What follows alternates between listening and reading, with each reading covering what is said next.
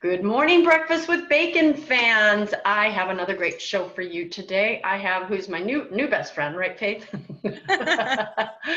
Faith Hakesley. She is an author and the author of this book, Glimmers of Grace. I have to read it again. Moments of Peace and Healing Following Sexual Abuse. So I don't even have to tell my listeners what this show, viewers, what the show is about, because that says a lot right there. So let me just say, Faith, thank you for coming onto the air. Go you. Thank you so much for having me. Well, I think it seems a little obvious why you wrote this book, right? I mean, you got a book that with a subtitle, Moments of Peace and Healing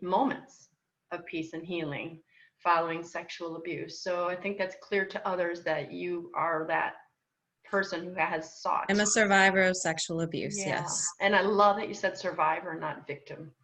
Can I start with asking you what's the difference between the two? I think it depends on the person. Some people don't mind being called victim. Some people want to be called survivor. Some people want to be called victim survivor. For me personally, it just seemed to fit me better. There was a time when I felt more like a victim, and I did used to refer to myself as a victim. I just reached a point where I just personally preferred the term survivor, but I know not everyone is the same.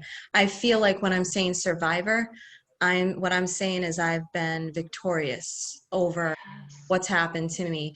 When I hear victim, I just think of myself when I was kind of in the thick of it, when I was really in that deep, dark pit of despair, and I'm not there anymore. So I'd rather be called survivor. But again, it really comes down to the individual person preference. It's pretty much what I've heard from others as well. I've taught in the military, the government, I've taught sexual assault victim intervention. So I've taught these classes before, and there is stages, victim, up to survivor or victim survivor. And you're right, we have to define ourselves, but the goal is the same. The goal is, can you find hope? Can you find healing? Can you find a salve that just says, okay, this sexual abuse doesn't define me. This is something that happened to me, and I'll be, excuse my language, I'll be damned if I will let my perpetrator have any control your life. Yeah, exactly. He had, my rapist, he was a Catholic priest. I was 15 years old working in a parish rectory when it happened. So we're talking about 20 years ago now, 20 years ago, this summer actually, that I was raped. And yeah, he had control of my life for a period of time. Then there came a point when I had to make that decision. Am I going to allow those experiences to keep taking over? Or am I going to be a victor? Am I going to use those experiences, however horrible they were, and use them for the greater good? How am I going to allow God to work through those experiences to make me a stronger, better person, and to help other people become stronger, better people? Yeah. And I think that's a decision all victims, survivors, whatever you want to be called, everyone needs to make at some point.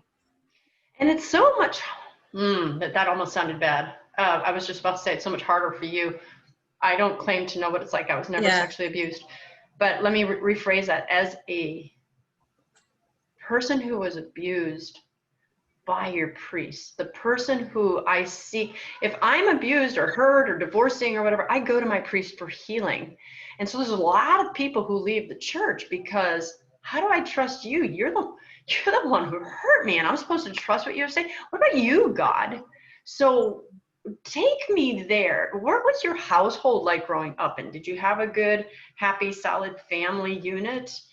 And because usually the people who are abused, before I kind of let you talk, are the ones who they've groomed and they find, oh, this one looks weak, this one looks easy, this one's not being paid attention to by our family. So kind of tell me about your family, and then what allowed you to still be a great, solid Catholic girl and not turn away from your faith.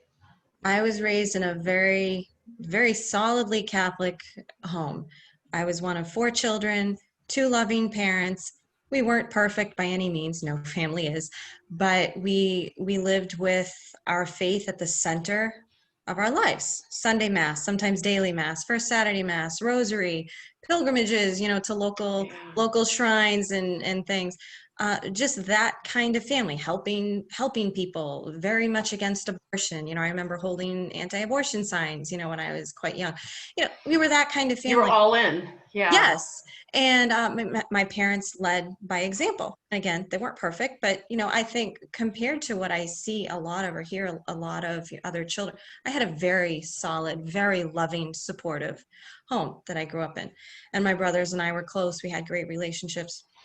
And we just kind of grew up trusting people like priests in the same way you would Especially trust priests, right? yeah, well, especially, they're healers. Not just that, but we're taught as Catholics, they represent, Jesus here on earth. They take his place at the sacrifice of the Mass and in the sacraments. So I had a deep love of priests from a young age. I just loved them just because. And we had some very, very close priest friends, one in particular who we're still very, very close with. So they just seemed like I just welcome them in just There's a naturally. peace and a comfort. Yeah. Yeah, they would it just like you would trust. As a child, I would look up to people like firefighters, police officers, teachers. All those people that you were kind of taught to look up to. And again, we're talking about 20 years ago, and a lot has changed Right. even in the past 20 years. When we, talk about who can you trust and the people that you look up to has kind of changed, unfortunately. Look at the last 6 months. Yes, You you have have to people use a defunding the lot more police. caution. There's no respect for authority. No, you have to, and I mean, you understand people's anger, but at the same time, it's just things are very different. There's a trust issue because this issue of sexual abuse is not just a Catholic thing. We see it in schools, Hollywood, politics, next door, not literally my next door, but Right. Protestant churches. any church. Boy Scouts. It's just that I think that what happened was the Catholic Church got caught, and here we are today. But when I turned 15 and I got my job, this was my first job, and I had been homeschooled up until that point, which I loved. But around the time that I was starting this job, I was also transitioning into a private Catholic high school. And that transition was very difficult for me because I did not want to go there. But my parents at the time, they didn't feel that they could handle the high school work for homeschooling. Again, 20 years ago, there really wasn't a lot of support. It was still kind of new. Like people say, what's homeschooling? Now, we homeschool our 3 kids. I can tell people we homeschool, and most people know what it is. But years ago, there was the stigma. Well, years ago, right. It was just the weird people who didn't want. Do you go outside? Like, do you have see friends? Other people? Are you socialized? Yeah, exactly. Really, those are some of the questions that I would hear. So what about socialization? You still hear that one.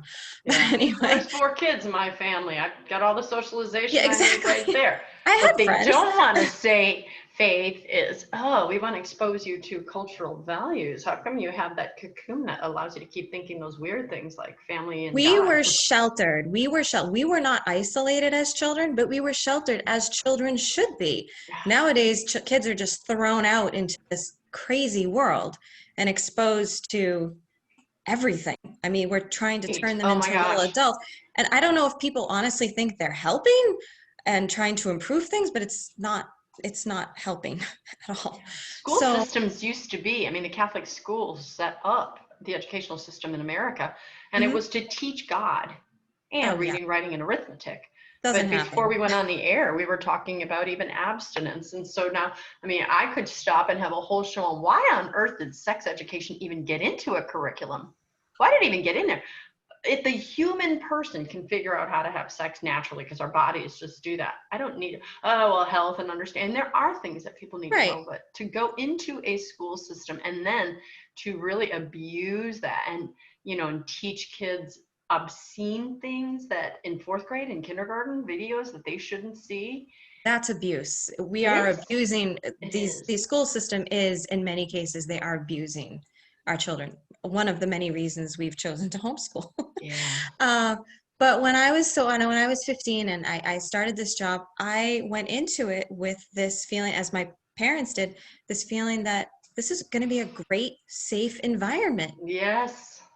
And it was fairly quickly, within a couple months, that I suddenly realized, oh my goodness, this isn't what I thought it was going to be. It was a bad situation in that I was there on Saturdays as mostly alone for a few hours, just on Saturdays. An older woman who was the secretary just wanted some extra time off, so she had offered me her hours. So sure, what better place to be? Do the work that she leaves, and then I can get ahead on my homework, do whatever else I need to do. I could even bring my violin and practice it. I was given permission to do that. But it was the perfect setup for my rapist to take advantage of me. We also had God rest his soul, but he our pastor at the time was a severe alcoholic. I didn't know this at the time. This didn't come out until several years later. He was upstairs drinking. He was fighting his own demons. So he was distracted. Again, Saturdays are quiet, weren't a lot of people there. And so the rapist was able to take advantage of me because there was literally no one around. And as you know well enough about sexual abuse, it starts little by little. It's not the same as being raped in an alleyway where someone just jumps you. on top of you, right? This was a different, there was grooming involved, where he knew what my schedule was. He got to know me because he befriended me. He was easy to talk to. He was well liked by the parish. The parish loved him. He had come from Colombia. He had taught himself English and come to the United States to become a priest. This was his first parish assignment as a priest. And he had been stationed somewhere else as a deacon. And he had a way with people. He was smooth. He was very smooth. He knew how to talk to people. He was young, friendly, all that. And I started talking to him about my experiences in high school. I was having a really hard time, just feeling like I didn't fit in. How many teenagers really feel like they fit in? Homeschooled or not, most teenagers, I think What's your biggest goal is to try to fit in. Exactly. And I just didn't fit in, especially in a high school that was Catholic. They said they were Catholic, but from the kind of home that I had come from, was not always Catholic. More Catholic, yeah. if you will, than what I was actually being exposed to at this school. And kids are weird. Cool. They're awkward, and they can just be downright mean when someone's just different. And I had my own little group of friends, some girls that were very, very nice, genuine, kind people, but I just still never felt like I truly fit in. And so I was just telling him these things. And it was also around this time that I think what really kind of gave him an in was I told him about an experience I had had as a young child with a neighborhood boy who had done some things that he shouldn't have done. We'll just put it that way. And this boy came back into my life temporarily just because we were at a wake for someone who had passed away, an older gentleman who we both were connected with. And I told the priest. Father Kelvin Iguabita, I told him, this kid, I told him what had happened. And I said, he's, I just saw him recently, and I never told my parents what happened when I was a little girl. I never told them about this. Should I tell them now? Because I feel like I should. And he barely thought about it and said, no, you don't want to do that. It'll just make them upset. You don't want to upset them. Oh. That was in the past. Leave it there. So he, I think, knew right there. Here's one who keeps the secret. Yeah. And he also, I think he recognized I was very innocent, and I was naive as a 15-year-old. As you should be. As a 15-year-old should be. I was interested in, running around outside and chasing butterflies. I wasn't going after boys and putting on lots of makeup and dressing inappropriately to get attention. I was just me. I was a simple, innocent, again, naive remainder of your innocence. Right. Yes. And I was wanting to lead a pure, holy life in imitation of the saints who I had grown up loving so much. So again, the grooming process, and then one touch on the shoulder leads to a longer touch, leads to this, and suddenly you're going, what is happening? When did this happen? Did I ask for this? Is it the way I'm dressed? Did I say something? And then you start convincing yourself with That's that victim you. mindset, it's me. I did something. I And must they're have doing asked their for best this. to keep you convinced of that as well. It's Absolutely. what you did, Yeah, making you feel like you want this, even though your body, and this is something a lot of people are uncomfortable talking about, your body is going to respond a certain way.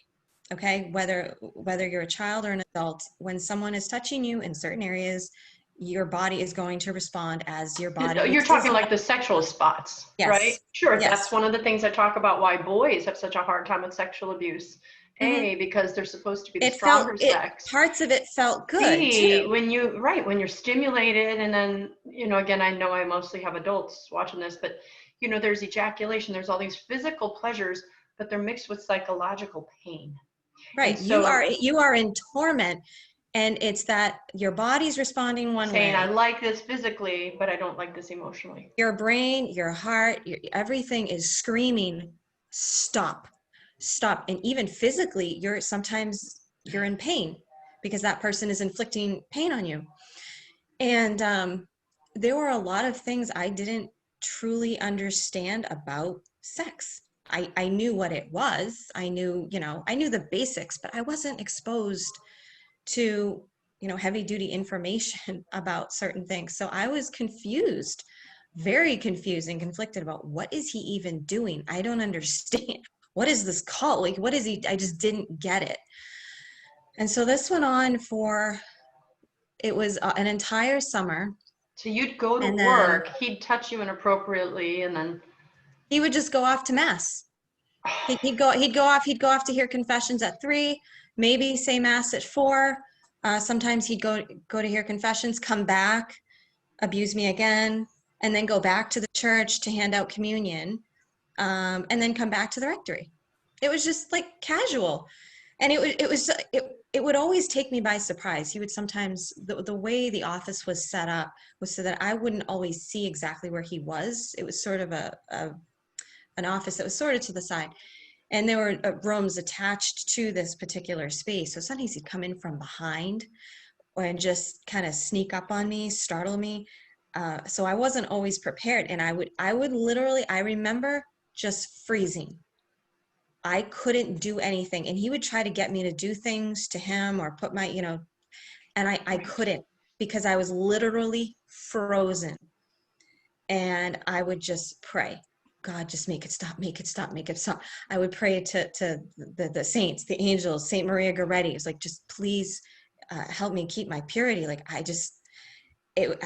I can't even describe, unless you've like been there. I think, any survivor will understand exactly what I'm talking about. That freeze mode where you are not yourself. You're you somewhat want out, aware. but you don't know how to leave. You're somewhat aware of what's going on. And I remember thinking in my head, how can I leave? Should I scream? Should I hit him? But if I hit him, what if he then becomes violent? There's that constant fear he could do something even worse to me.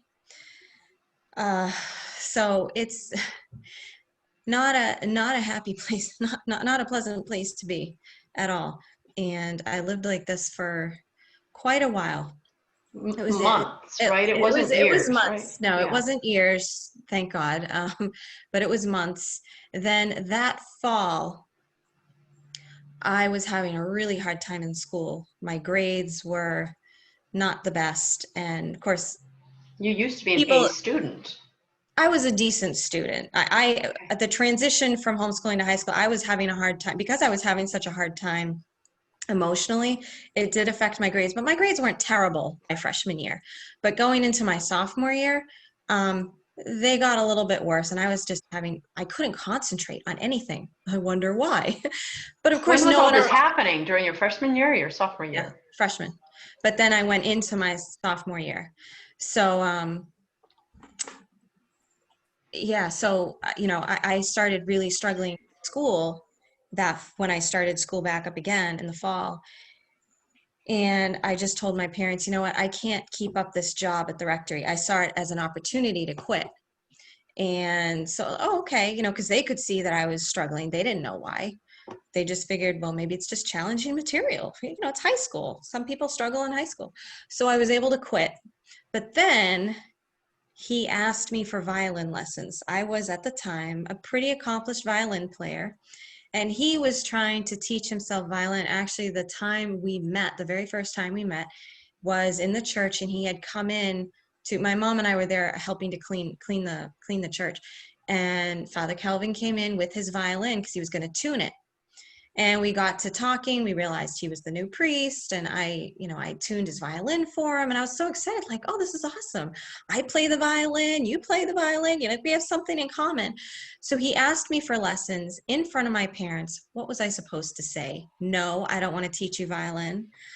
So after that, the attacks were more, they were spaced out, but every once in a while he'd call and say, oh, I'd want a lesson. I knew what that actually meant.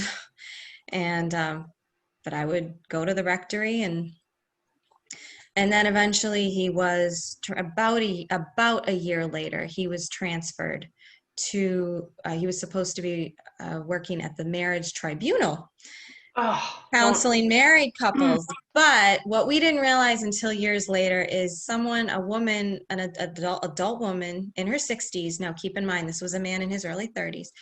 She had been having a fling with him.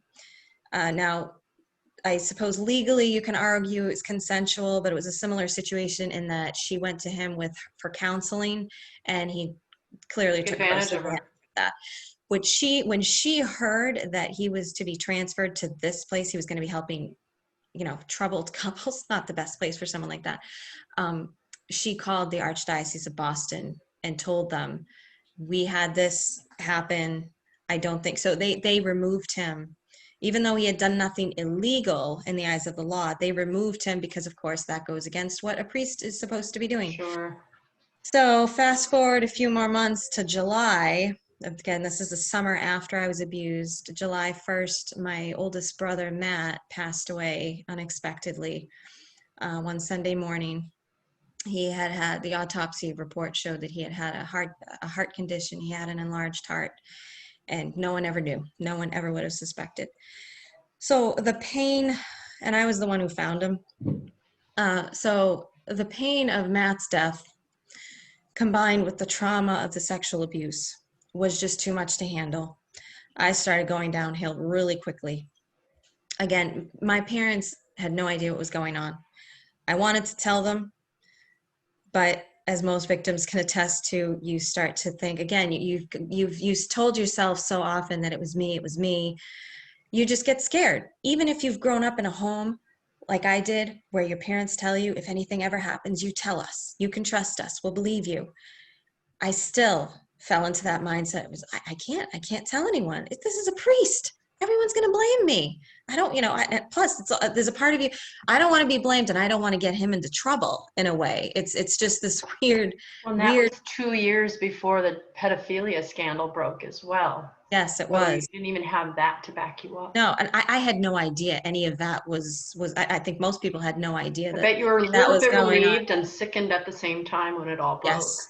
When I finally, after I came, my parents put me into grief therapy after my brother died, because they recognized that my grief just went beyond what they knew to be normal.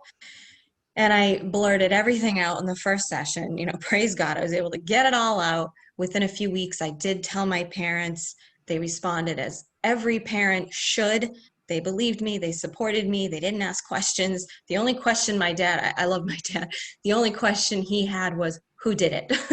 That fatherly kind of manly response, who did it? Who was it? And did you tell him? I did. And they were like, oh, as a parent, I can't imagine the torture that they were going through. Because I remember them saying, we should have known. We should have known. Hindsight, there's so much in hindsight that you recognize.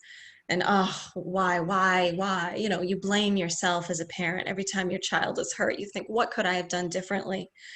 Yeah. So after that, I did decide to press charges. I didn't have to face him in court, but I did choose to. I had found out that there were other women Let me stop you right there. Hmm?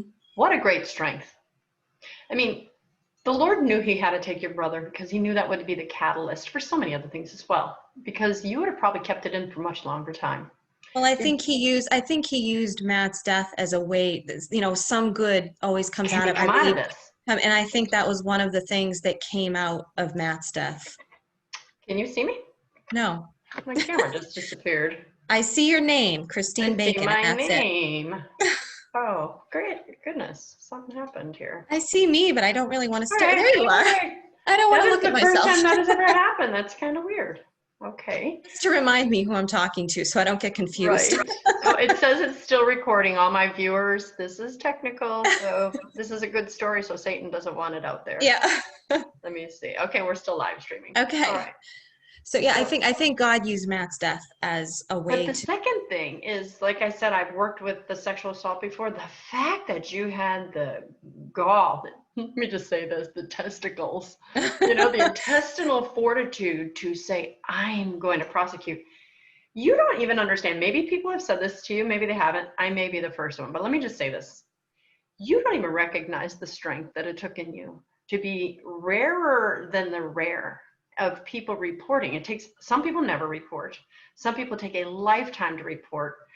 And some people, very few will say, it's out, I'm going to prosecute, and then follow through with it. Do you understand the strength in you that took? I mean, No, you really. because I didn't feel strong at all. Even looking back, I can say, yeah, that took strength, but I don't feel like I was just some superhuman. I just did it. Where the strength come from? God, and the support of my family. God. I am so lucky that I had a family that supported me. And believe me, just because I had a family that supported me doesn't mean that everyone in my community supported me. I was threatened. I lived in fear of my life for a period of time because I had been threatened. An entire community at my parish church turned against me. They were passing out flyers outside of church in support of him. He was Spanish. He was from Colombia, so he had formed a bit of a Spanish community there. I don't want to down the community, but they completely threw their support behind him. They hated me. Literally, I would get stares from people in town, and my parents did their best to shelter me from all this. They got me a cell phone around that time. I felt so cool because they had already said no cell phones. Of course, this was back when cell phones, I don't even think you could text. It may have had a little wire, a little antenna on it. I'm not sure. But they got me a cell phone so that when I was at school alone, sometimes I'd have to hang around for my brothers who were in sports, that I had a way to get in touch with someone if I needed help, because God forbid someone Great tracked me down. parents. And they, for a while we went to a different Catholic church in town just to get me away because they were trying to shield me from the hate. And just from, plus it was, people knew that we were parishioners there, so they could have easily found me there and done who knows what. So while I had the support of my immediate friends and families, I had a good Christian therapist, and again, my parents were they did everything. They pushed me when I needed it. They prayed for me, even if I didn't want to pray, they still went ahead and prayed for me. They protected me as best as they could. But not everyone, I don't want people to think that, oh, she just had so much support. I feel lucky because I've had more support than most people. I hear some people who come forward and they're literally all on their own, and their family thinks they're nuts. And you even hear about, priests kind of like, yeah, whatever, just, even priests giving them a hard time. People who should be healers and supporters just aren't. So I was fairly lucky in that regard, but I still was up against a lot. Did any of those people, parishioners, ever apologize to you when he got found guilty and went to jail, or did they just think that the courts made it wrong? And I don't know. That was something that I had to kind of let go of. Let go. Yeah. And I've been able to forgive, even if they haven't asked for it. I've been able to forgive. There's some of those people I still see. They probably don't even recognize me at this point because I'm so much older. I have a husband and family, so they probably don't recognize the awkward, 18-year-old or yeah. Yeah. And that's kind of a good thing. But I know who some of these people are. And, it's hard to walk into church sometimes and, oh, there's so-and-so, So it goes back to my original question. You were saying about you decided to Strengths. report immediately. So I don't want to kind of take us off that rabbit trail. Your Mhm. strength is phenomenal. We know your strength comes from the Lord. It was totally the Holy Spirit. So then what? Let's get you back where you were going in this story. So I did face him in court. I was 18 years old at that point, right after I graduated from high school. I think it was a 2-week trial. I spent 3 hours on the stand, testifying, telling my side of the story. His defense attorney was ruthless. He was so cruel. I still have nightmares about like his face kind of getting, he was just one of those he was a scary man, but he was a great defense attorney. He was expensive. The people, the people who supported my rapist helped him pay for this really expensive, profile defense attorney. But in the end, Kelvin, my rapist, he was found guilty. He was given originally 12 to 14 years, and then he was able to get it lessened to 8 to 10. And then he served his time. Did he get stripped of his priestly? He was defrocked probably a year or two, because that's a process, so that took a while. So he was defrocked a couple of years after. He had been in jail a year or two, I think, by the time that happened. And then when he was released in, I think, 2013, he was released to his native Colombia, which was part of his sentence. Is he wasn't a full American citizen, so he was deported. Wow. So just for those who may have tuned in late, even though they can watch it, my guest today, as you can see, is not Alex. It says on the screen, don't look at what it says, but her name is Faith Hakesley, and she's the author of this book here, which is Glimmers of Grace, Moments of Peace and Healing After or Following Sexual Abuse. And, she has just given us the account of what led up to this, because most of us think it's some child from a bad family who didn't have everything. It almost seems like the Lord put you in this perfect situation so people could go, look, it happens to even people who are doing it right. Good family, good upbringing, good faith. You haven't even fallen away from your faith. I don't know if you had a moment of that, but you can talk about that in a moment. But for the sake of just keeping the story going, let's talk that middle area and then kind of what got you to write a book. So, okay, you testified. When do you feel like healing happened, or has it happened, or is it a process, or is it a back and forth, go 3 steps forward, 2 steps back? What do our other people who are victims have to look forward to, and people who are living with a survivor? I think that my own opinion is that, and this is my experience, is that healing is a lifelong process. There will be times when you feel like you're doing fine. And as you said, you go 3 steps forward, suddenly you find yourself back to where you were, a little while ago, and you're thinking, how did I get here? And that's just how healing works. And how you heal changes as you change. I have healed tremendously. There are certain memories.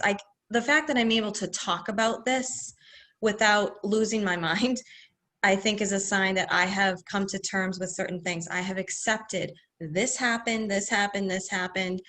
It is what it is. I can't change it. So why fight it? I have accepted it. I've gotten the therapy I've needed. I never want to leave. One of the things I go into in my book is, yes, prayer is important. Trusting in God is important. But psychotherapy is important from a good reputable therapist. Sometimes medication is necessary. I was on medication for a short period of time just to help me focus. I'm not on it anymore, but it was back in high school. I just needed that extra boost. Self-care is important. There's so many parts of healing that need to be incorporated. It's, mind, body, spirit. It's not just one thing. Right.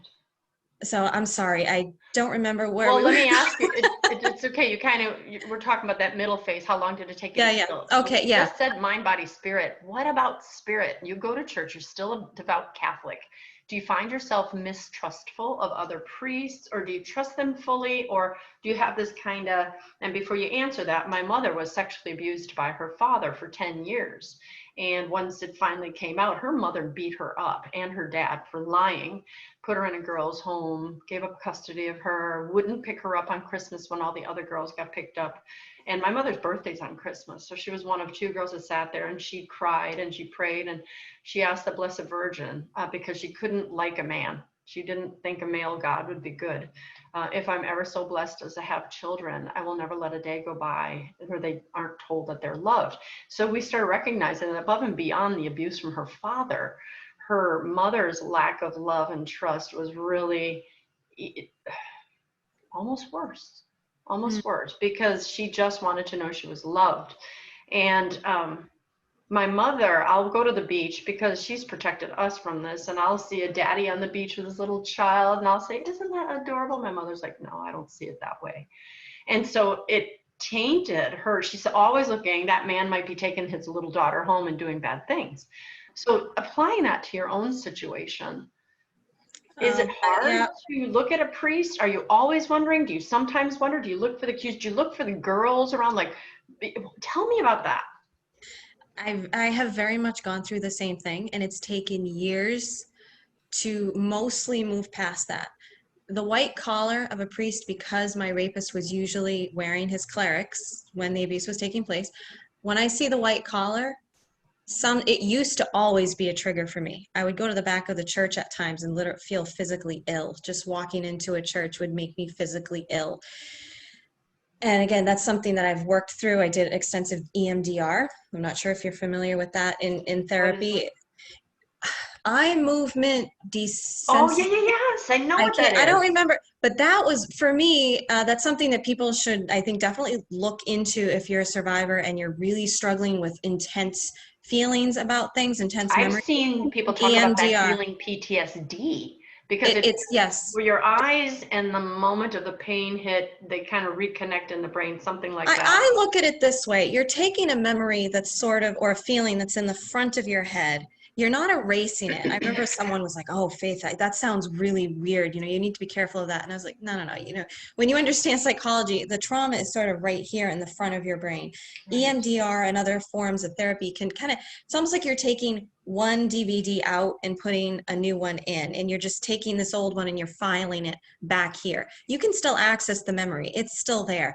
But when I think about it, it's not nearly as intense. My body doesn't respond with the sweating, with the shaking, with the nervousness. So it's something for people to look into, EMDR. I think I'm going to have someone on the air to talk about that now that you've mentioned it, because I saw a woman do a seminar on it years ago, and I'm like, it's incredibly hearing. It's one of those things that really helped me move through a lot of those traumatic memories. So I can now, at this point, most of the time, I'm not saying that things don't, I still have bad days, but I can mostly walk into a church and not feel triggered. I can mostly look at a priest with his collar and not feel triggered. But yeah, those thoughts absolutely do come up every now and then. We have some very close priest friends, and so I don't normally have those associations with them just because I know I've gotten to know them. But if it's a new priest, someone I don't know, or sometimes it's how he looks sometimes, because my abuser looked a certain way or he sounded a certain way. That's something I have to also be conscious of, that sometimes it's a trigger for me. A smell, a sound, anything. So yeah, I absolutely struggle with that from time to time. Again, it was worse a long time ago, where I would just look at any priest and I was looking around, what's he doing? Who's he doing it to? Right. Where are the young kids? Where are the young kids? Or even the adults in my case, because my abuser, I was the youngest one that we know of. All the other women were adults, like 18 and over. So yeah, but it takes work to get through it. So this is some of the work right here. Let's go into this, because this is what we really wanted to talk about. And you've given such an intimate story. Thank you. You've gone so much deeper than many people want to go, because you and I both know when you go deep, you got to kind of relive it and refeel it. And it's like, how much can I talk about now? It stinks. Yeah. Yeah. But this is healing, and you want others to heal as well. This is not just a book, this is a devotional. So let's talk about this. How did this come about? Did you decide I'm going to write a book? Did your counselor tell you to write a book? Did your mom tell you to write a book? Tell me about this. Writing had always been kind of healing for me. Because my violin was kind of taken away, that had always been my outlet until it was, until my abuser took advantage of that. So, and thankfully that's something I've kind of gotten back over the years, but writing was always kind of my outlet. And I had started writing years ago. I don't even remember when, probably in high school, college, just started writing randomly with no real direction, just kind of telling my story as it happened. And then I met in 2008, like 2 months before my husband and I were married.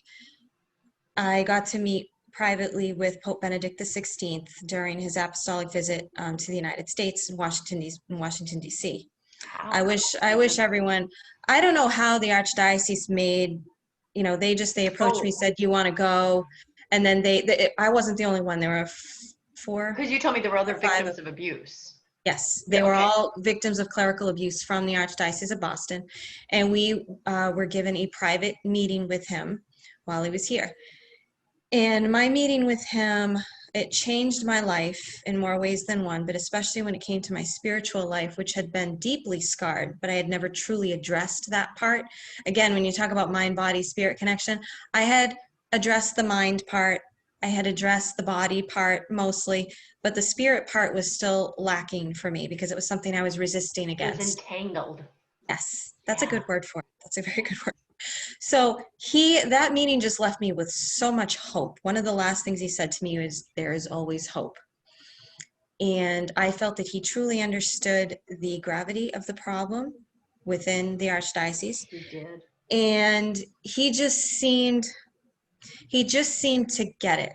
Just when I had my few moments with him, I felt like Jesus was talking directly to me through the Holy Father. I've never had an experience like that before.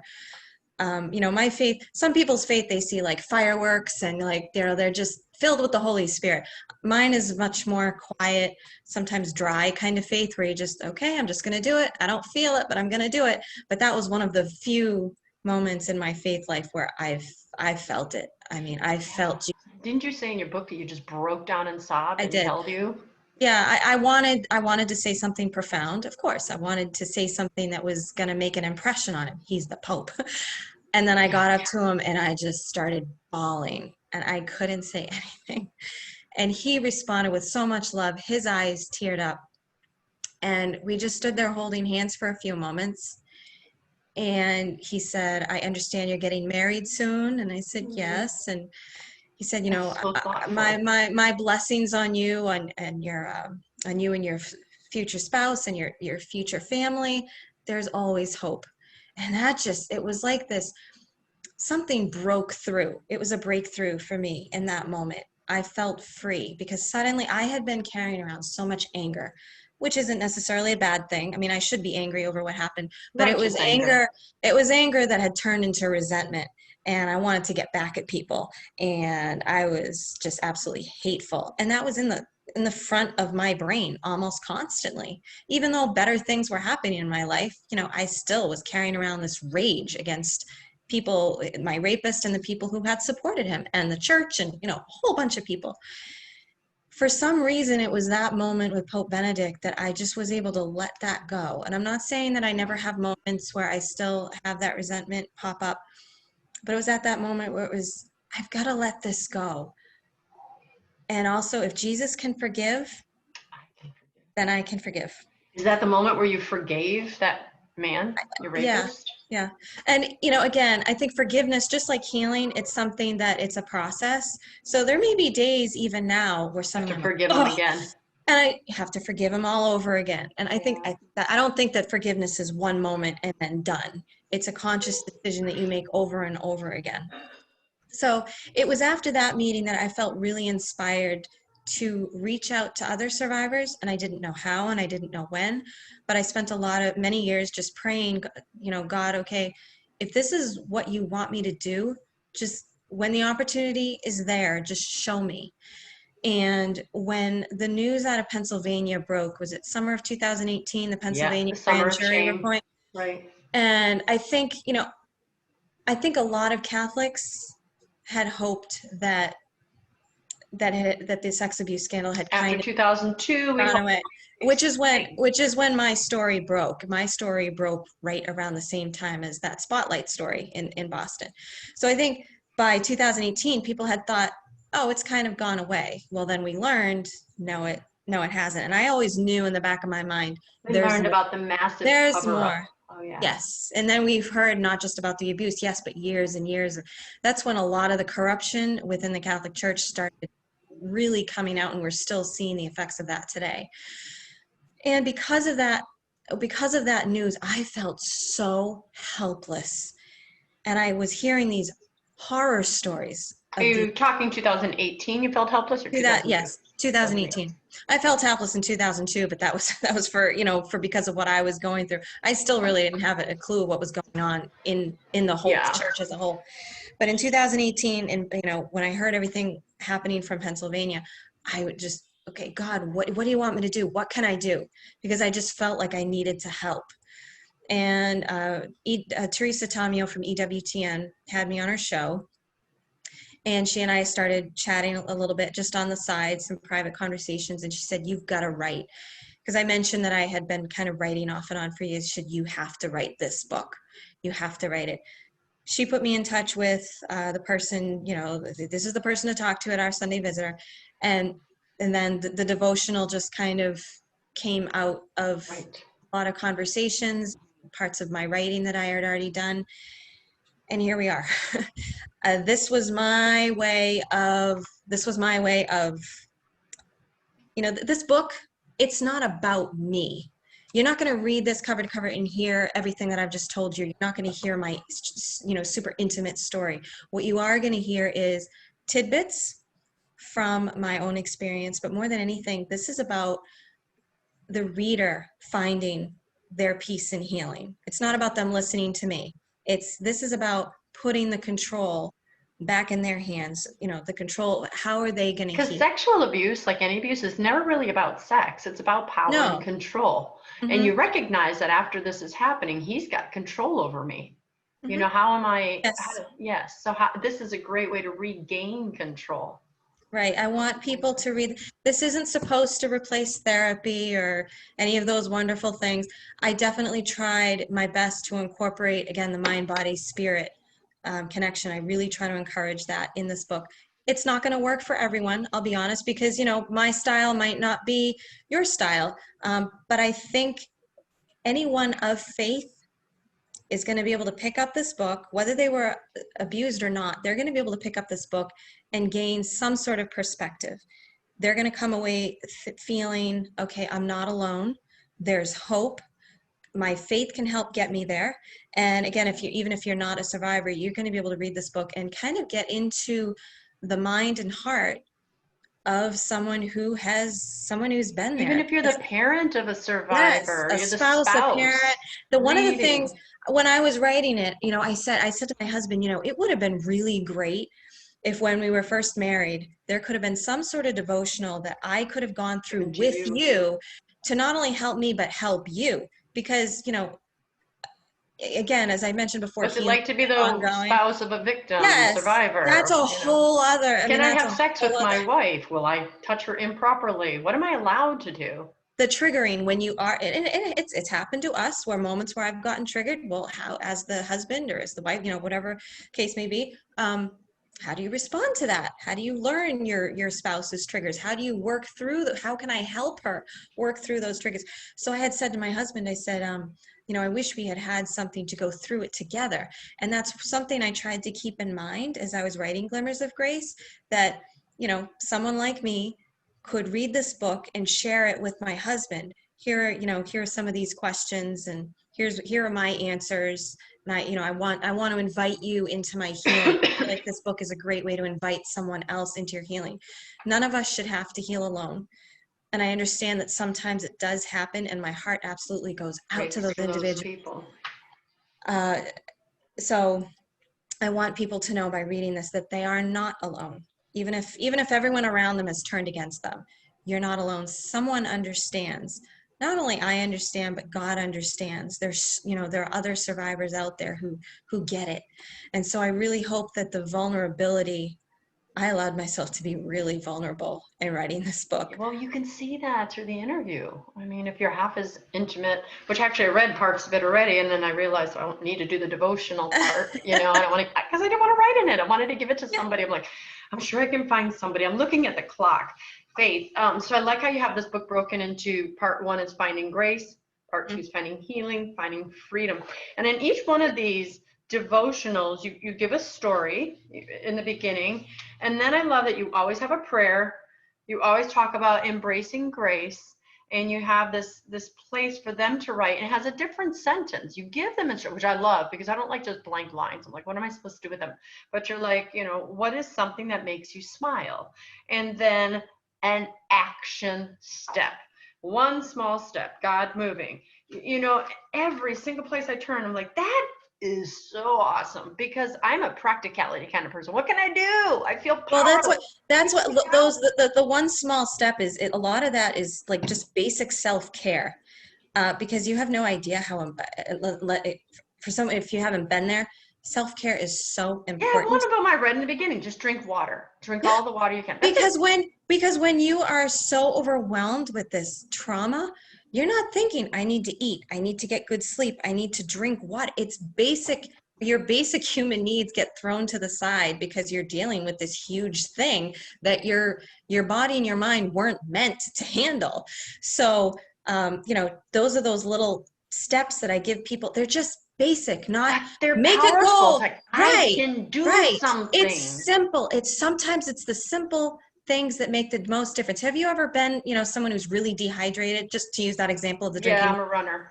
And then suddenly, you feel really run down. You feel awful. And then you have a day where you drink a lot of water. You feel so much better. So someday, again, it's those little things that can make a big difference, because you're feeling crummy enough up here and in here as it is.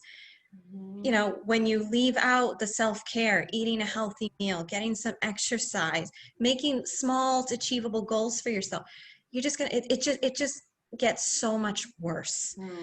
So I think it's important to address, again, mind, body, spirit. And that's what with the self-care things, I'm trying to kind of address the physical side of things. I want to thank your mom too, because I read in here, I could see your deep love for your mom. My mom always said, and I thought, what an honor it would be for me to have my children one day say, well, my mom always said. It just elevates that mom, and your mom now too, so you understand. I'm a grandmother, so my daughters have gone through this stage. They're kind of in the, oh mom, you don't know what you're talking about. They're 35 or 36 and 33. But to see the love you have going, she helped me. I mean, I've got to say, I commend your mother so much, because we should do a radio with just your parents, or maybe the 3 of you, because to see what they must have gone through, how did they feel, and what would they say to other parents of survivors, how to get through. To see their powerlessness was made. And they have struggled in their own ways, but they've never abandoned their faith. And I just find that so inspirational. And yeah, I've hated them at times, not Right. really, but I've told them, because I was just taking it out on the people closest to me. And but what they've been through, they've lost a child. They've seen me suffer. They've seen the sexual abuse. They've seen me live through cancer. They've seen me live through a heart condition. They've seen one thing after another. They've never given up their faith. They've never given up hope, even though they've had their moments. And they've always been there for me. And now they're always there for my husband and my children and me when we need it. Not in an overpowering way. They're always there, kind of quietly waiting in the wings. Okay, do you need us? And I am just so grateful for that, because again, I realize that not everyone has that support system. They're pretty amazing people, even if they've driven me nuts at times, even if I've disagreed with them at times. It's obvious to outsiders like me that they are. Let me, for the sake of time, I've got like 2 statements, kind of fill in the blank, answer the statement. The first one is, when I die, I will know I have made a difference if. if I have carried out God's will in my life, if I have listened to what I have felt called to do, and if I've listened to the promptings of the Holy Spirit, and I've done my best to follow God and to help bring people closer to God and to help to reassure them of God's love and his mercy and goodness and all his glimmers of grace, then I feel like that's all I can ask for. I feel like that's all God wants of any of us. It's, it's not about doing huge things like Mother Teresa has, It's like drinking said. water. Small things Drinking with great, water. it's about doing small things with great love. And that's what I try to do in my own way. Well, you are. Second, fill in the blank. Name one thing you'd have our listeners and viewers do differently as a result of something they heard you say today, or something they heard today. I just hope that people can walk away with a message of hope, that people always hold on to the fact that there is always hope, and that no matter what anyone has done to you or said to you, or no matter how anyone has labeled you, I want people to remember that they are first and foremost a child of God. Doesn't matter where they've been, where they are right now. You are a child of God. You are precious to him. You matter. You are loved. He's there to give you hope. He is there to bring you peace and healing. And to love you. Just to love you. No matter what, no matter what anyone does to you, because what anyone does to you or says to you or how they label you, that doesn't define you. Even though I know it feels in the moment, I know it feels like it does, but it truly doesn't. So no matter how you feel about yourself or what anyone else says about you, he loves you so much. We can't even fathom it. We can't, not even close, not even close. So I'd say just accept it. Get over it and accept it. Accept his love. Accept his love. You're loved, darn it. Yeah, love. Where can they get this? It's available on the Our Sunday Visitor bookstore website. It's available on Amazon. I've seen it in Walmart. Woohoo! I think I saw it at Target. On the shelves? I haven't been into any stores because I still have to isolate. I saw my book on a shelf once. I was like, I would love to see that. Awesome. I don't know, with the pandemic and everything, I don't know if it's going to actually be in stores. If anyone sees it, please let me know. You can also go to my website, and I have it's faithhakesley.com, and I have a books page there, and that will it tells you a little bit about the book, and brings you directly to either Amazon or Our Sunday Visitor to purchase it. Oh, that's wonderful. I am so grateful you made the time with like 3 kids, 1 on the way. It was a break from my kids. Thank you. For once, I just have to worry about the one on board, and he's been kicking away. So. Right. Oh, how wonderful. He's going to have a great role model in you. And it sounds like your husband as well, for just, protecting you and following the Lord's leading and listening to you. And so God bless him and your whole family as well. And I my words, if you are a survivor of sexual abuse, or if you're a victim and you want to be able to call yourself a survivor, get your hands on this book. You are loved by God. You did not ask for this. Your body responded the way it was supposed to respond, but it doesn't mean you brought this on. It is not your fault. So I know Faith and I together want you to just get healed and remember that God loves you, and God didn't will this, but God allowed this for our free will, and that's a whole different story. But anyway, we have to call this to an end. I always want to remind you guys, you can listen to this show, watch it again, share it with your friends and family. This particular show is so powerful. Share it with your friends and family, especially if you know that they've gone through some kind of trauma. And you can find this show obviously on my website right now, or you're probably watching it or on Facebook Live, but go to breakfastwithbacon.com and you can find not only this show, but every show I've done. And so I've been on the air about 10 years. You get the audio of all the radio shows I've done on the Real Radio on WKQA, or you can also see all of these YouTube shows that God has just blessed me with. And I'm starting to get, as you see, the most amazing guests, just the most amazing guests. So share the show, subscribe to my YouTube channel, go and like me on Facebook, Twitter, or whatever. Faith, what do you have? What should can they subscribe to something? I have Facebook. If you go to my website, again, that's faithhakesley.com. Hakesley. Sley, and faith, like faith, hope, love. Faithhakesley.com. There are options to follow me. I'm on Facebook. I'm on Pinterest, Twitter, and Instagram. Okay. I don't think I'm anywhere else, but I might You're be. right.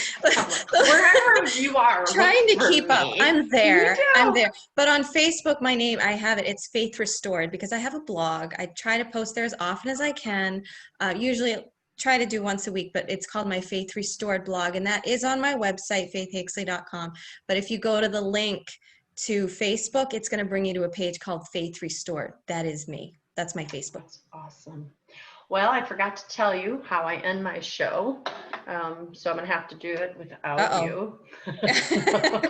I just want to say to all my viewers, I'm Dr. Christine Bacon. You've been watching Breakfast with Bacon, and I want to remind you always to live your life sunny side up.